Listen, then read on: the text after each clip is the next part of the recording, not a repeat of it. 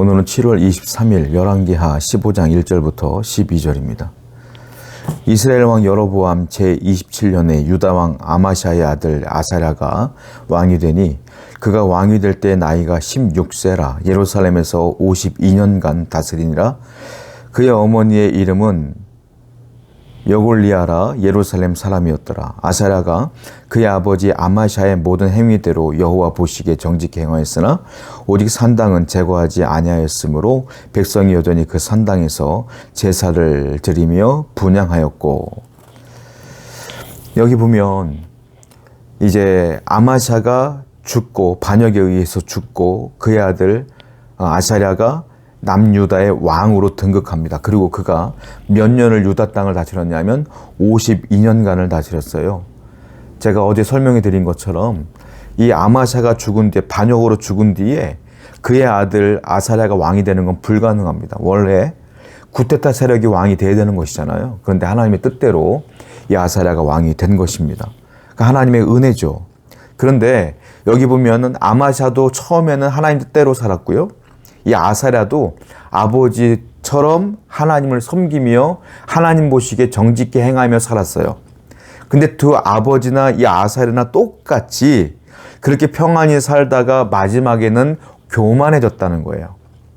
이 아사랴도 교만해졌습니다. 이 모든 것들이 자기가 행한 것처럼 느껴지는 거예요. 아니, 본인이 왕이 된 것도 하나님의 은혜예요. 그렇잖아요. 왕이 될 수 없는 상황인데 하나님의 말씀을 이루게 하기 위하여 이 아사랴를 왕으로 세운 거란 말이에요. 왕 자체가 된 게 은혜예요. 그런데 그는 하나님께서 52년간 다스리면서 너무도 많은 복을 주셨음에도 불구하고 그 모든 것들을 자신의 공로로 취하더라. 하나님이 없어요, 이제는. 자신이 모든 걸 행했고 자신이 지혜롭고 능력 있는 왕이기 때문에 이 모든 걸 이루었다고 착각을 하게 됩니다. 그래서 교만해졌어요. 자, 어떻게 됩니까? 교만해지니까 그가 산당을 제거하지 않았는데 산당에서 제사를 지낼 때에 그가 분향을 직접 합니다. 여러분, 분향은 누가 하는 거냐면 제사장이 하는 거예요. 그건 하나님이 분명히 명령하신 거거든요. 하나님께 예배할 때 분향하고 예배를 집례하는 건 제사장이 하는 거예요. 그런데 이 아사랴는 왕이었습니다. 제사장이 아니에요. 그런데 제사장보다 자기가 더 뛰어나고 우월하다라는 교만함이 들어오다 보니까 제사장을 밀어내고 본인이 직접 분향하며 제사를 지냈다라는 거예요. 교만이 문제가 뭐냐면요. 교만하면 하나님의 명령이 있었잖아요. 제사장이 분향하는 거다. 교만한 사람의 특징은 뭐냐면 이 하나님의 말씀을 경시해요. 무시해요. 교만은 하나님의 말씀을 무시하는 겁니다. 하나님 말씀을 경시하니까 뭐예요? 내 맘대로 사는 거예요. 내가 모든 걸 다 행한 거예요. 그게 교만이에요. 여러분들은 어떻습니까? 하나님 말씀을 중요하게 여기나요? 아니면 하나님 말씀을 중요하지 않게 여기나요?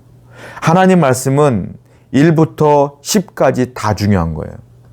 근데 어떤 분들은 1부터 10까지 중에 내가 마음에 드는 건 1은 마음에 들고 5도 마음에 들고 7도 마음에 들어. 그런데 2하고 3하고 8은 마음에 안 들어. 이건 내가 행할 수도 없고 내가 이해가 되는 말씀도 아니에요. 그 세 가지 말씀을 빼버리고 내가 마음에 드는 말씀만 딱 받아들이는 분들이 있어요. 그리고 마음에 안 드는 말씀을 내가 정석적인 것이 아니라 자의적으로 해석하는 분들도 있어요. 교만한 거예요. 교만한 거예요. 교만은 말씀을 경시하지 않아요. 겸손은 말씀을 경시하지 않아요. 교만한 사람들은 모든 말씀들을 내 취향대로 선별하여 들어요. 성도 여러분, 우린 늘 겸손해야 될 줄로 믿습니다. 겸손하여서 하나님 말씀을 다 받아들이는 스폰지와 같은 사람이 되어서 하나님 말씀대로 순종하며 살아가는 여러분 되기를 축원드립니다. 5절이에요. 여호와께서 왕을 치셨으므로 그가 죽는 날까지 나병 환자가 되어 별궁에 거하고 왕자 요담이 왕궁을 다스리며 그 땅의 백성을 치리하였더라. 하나님께서 그 교만한 그 아사랴 왕을 칩니다. 그래서 그가 나병이 생겼어요. 문둥병이 생긴 거예요. 그래서 나병 환자는 사람들 앞에 서지 못해요. 따로 분리돼야 돼요. 그러니까 그는 별채에 갇혀서 평생을 살게 되고요. 대신 왕은 필요하지 않습니까? 그의 아들이었던 요담이 왕 대리로 왕의 역할을 감당하게 되면서 아사랴는 이 권력의 구조에서 완전히 뒤로 밀려나는 일들을 경험하게 됩니다. 그가 교만했던 이유가 뭡니까? 왕이니까요. 왕의 능력이 있었으니까요. 하나님은 그 교만의 모든 것들을 빼앗아 버렸어요. 이제 요담이 대신 대리로 그 왕의 역할을 감당하는 것들을 보게 됩니다. 중요한 게 뭐냐면 그가 교만하니까 하나님이 떠났어요. 하나님이 떠나니까 그가 왕이었지만 유명무실해지더라라는 겁니다. 하나님이 떠나느냐, 하나님이 나와 함께하느냐가 중요해요. 그래서 하나님은 누구와 함께하느냐? 겸손한 자와 함께한다라는 겁니다. 하나님을 간절히 찾는 자와 함께한다는 것입니다. 하나님 말씀을 지키며 따르며 순종하는 자와 함께한다는 것이에요. 오늘도 늘 하나님께 겸손히 나아가는 여러분 되기를 축원드립니다. 8절이에요.